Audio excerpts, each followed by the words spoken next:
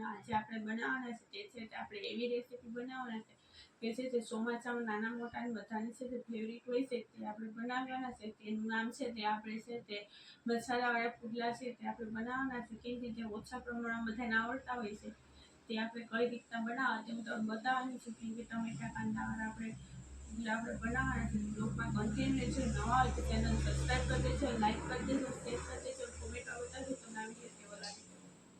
આજે આપણે છે તે મસાલાવાળા પુડલા બનાવવાના છે. તો તે મસાલા પુડલા બનાવવા માટે થઈને પહેલાં તો અહીં આપણે છે તેની ચટણી બનાવવાના છે. કેમ કે બજારમાં ન લેવા આવી પડે એટલા માટે થઈને આપણે ઘર બેઠે છે તે આપણે ચટણી બનાવવાની છે. તેના માટે થઈને અહીં આપણે છે તે લસણ લીધું છે. તેને આપણે પહેલાં કઈ રીતના આપણે વઘાર કરવાનો છે તે હું તમને બતાવવાની છું. તેના માટે થઈને અહીં આપણે છે તે કઢાઈમાં તેલ ગરમ થવા મૂકી દીધું છે. જેમ કે આપણે તેની અંદર તેલ છે તે આપણે 3 મોટી ચમચી જેટલું તેલ નાખી દીધું છે અને તે ગરમ થવા દઈએ. અહીં આપણું છે તે તેલ ગરમ થઈ ગયું છે. તેની અંદર આપણે લસણ નાખી દઈશું. જે અહીંયા આ રીતના આપણે છે તે પોલીને રાખેલું છે તે લસણ નાખી દીધું છે અને તેને કકડવા દઈએ. હવે તમે જોઈ શકો છો કે આપણું લસણ છે તે કકડી ગયું છે, મતલબ કે એકદમ ગોલ્ડન કલર થઈ ગયો છે. તો આપણું લસણ સડી ગયું છે. તો તેની અંદર હવે આપણે છે તે કાંદા નાખવાના છે. અહીં આપણે કાંદા છે તે સમારેલા રાખ્યા છે તે નાખી દઈશું. હવે તેને પણ છે તે આપણે સળવા દેવાના છે આ રીતના, અને તેને પણ આપણે છે તે સળવા દેશે. તેનો કલર પણ ચેન્જ થઈ જશે. અહીં તમે જોઈ શકો છો કે આપણા છે કાંદા છે તે એકદમ ગોલ્ડન કલર થઈ ગયા છે, મતલબ બાકી છે તે સડી ગયા છે. તો હવે તેની અંદર આપણે ટમેટા નાખવાના છે. જે ટમેટા છે તે અહીં આપણે કટ કરી રાખ્યા છે તે જ નાખવાના છે. તે અહીં આપણે એક જ ટમેટાને રાખેલું છે કટ કરેલ. આ રીતના આપણે તેને સારી રીતે મિક્સ કરી લેવાનું છે. તેને સળવા દઈએ થોડી વાર માટે. હવે તમે જોઈ શકો છો કે આપણા ટમેટા છે તે સળી ગયા છે. તેની અંદર આપણે છે તે મીઠું નાખી દઈએ આ રીતે. અહીં આપણે છે તે 1 ચમચી જેટલું આપણે છે તે મીઠું નાખી દીધું છે. હવે છે તેના અંદર આપણે છે તે લાલ મરચું નાખી દઈશું. આ રીતના 1 ચમચી જેટલું આપણે નાખ્યું છે. અને જે પ્રમાણે તીખાશ મુજબ છે તે આપણે નાખી શકીએ છીએ. અહીં આપણે 1.5 ચમચી જેટલું આપણે લાલ મરચું નાખી દીધું છે. અને હવે તેને આપણે સારી રીતના મિક્સ કરી લઈશું. તમે જોઈ શકો છો કે આપણે છે તે બધો મસાલો છે તે ટમેટા અને કાંદાની લસણની સાથે છે તે મિક્સ કરી દીધો છે અને તે સળી ગયું છે. તો હવે તેને આપણે છે તે નીચે ઉતારી લઈશું અને ગેસને આપણે ઓફ કરી દઈશું.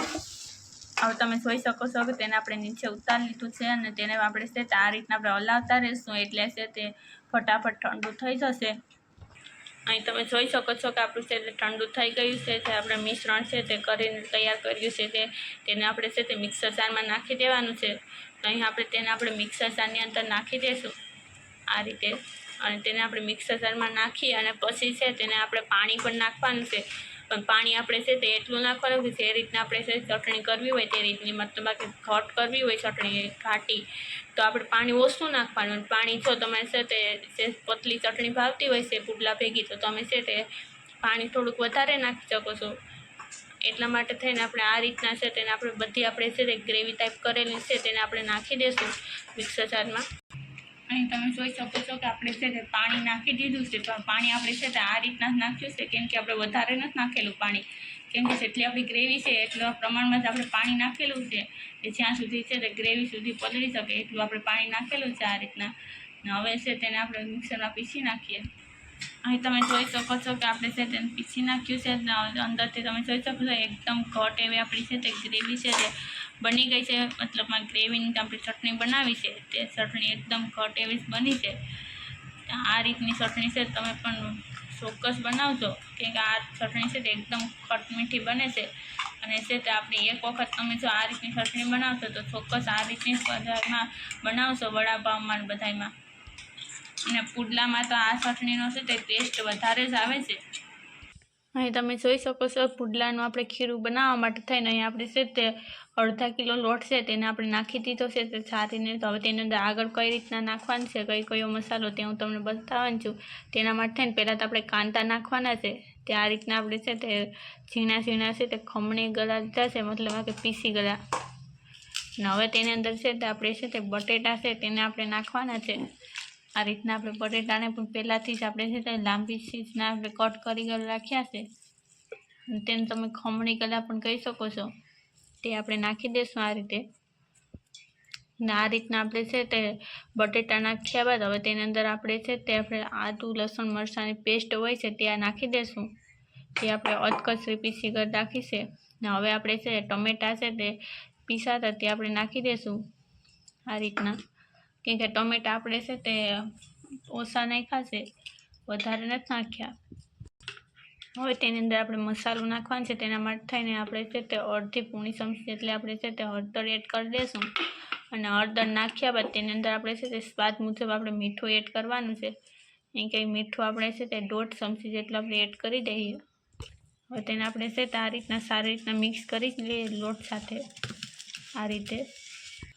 અહીં તમે જોઈ શકો છો કે સારી રીતના છે તો આપણે કાંદા અને ટમેટાને બધી મિક્સ થઈ ગયું છે લોટ સાથે. તો હવે તેની અંદર આપણે પાણી નાખી દઈશું. હવે તેનું આપણે ખીરું બનાવી નાખીશું. કઈ રીતનું બનાવવું તે હું તમને બતાવવાની છું. હવે આપણે છે તેની અંદર પાણી સાથે છે મિક્સ કર્યા બાદ હવે તેની અંદર આપણે ધાણા નાખી દઈશું, લીલા ધાણા આ રીતના. ને હવે છે તેને પણ સારી રીતના મિક્સ કરી લેશું.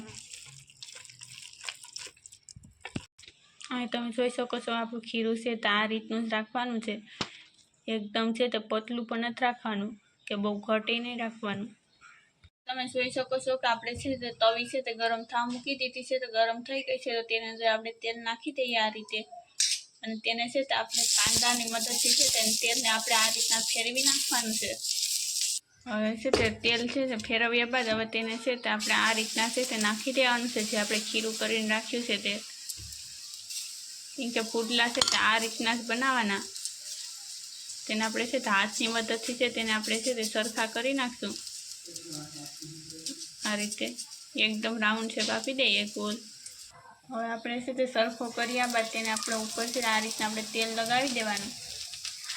હવે તેને આપણે પલટાવી નાખવાનો છે તવીથાની મદદથી આ રીતના. તમે જોઈ શકો છો કે તેને આપણે પલટાવી નાખ્યો છે. તે છે તો આસાનીથી છે તે પલટી ગયું છે. હવે તમે જોઈ શકો છો કે આપણે છે તે પાછળની સાઈડ પણ સડી ગયો હશે પુડલો. તેને આપણે ફેરવી નાખીએ. અને તમે જોઈ શકો છો કે તે છે તે આપણે પલટાવી નાખ્યું છે. તે ઉપર ને નીચે બંને સાઈડ સડી ગયો છે. તો તેને આપણે એક પ્લેટમાં કાઢી લઈશું. અહીં તમે જોઈ શકો છો કે આપણે એક પ્લેટમાં કાઢી લીધા છે. અહીં તમે જોઈ શકો છો કે આપણા પુડલા સાથે થઈને ચટણી પણ રેડી છે અને પુડલા પણ રેડી છે. અને ચોમાસાની ઋતુમાં છે તો આ રીતના પુડલા ગરમા ગરમ હોય તો તે એકદમ ટેસ્ટી એવા લાગે છે. અને આ રીતના તમે પણ ચોક્કસ બનાવજો. કેવા સરસ મજાના પુડલા બન્યા છે, મસાલાવાળા પુડલા. કેમ કે આ રીતના તમે ક્યારેય નહીં બનાવ્યા હોય ટમેટા અને કાંદા નાખીને. અહીં તમે જોઈ શકો કેવા સરસ મજાના છે તે બની ગયા છે. અને આનું ટેસ્ટ છે તે વધારે સારું આવે છે ચટણી ભેગો, તો એકદમ સારું આવે છે આ રીતના. નવા હોય તો ચેનલને સબસ્ક્રાઈબ કરી દેજો, લાઇક કરી દેજો, શેર કરી દેજો અને કોમેન્ટમાં જરૂરથી બતાવજો કે તમને આ વિડીયો કેવો લાગે છે તે.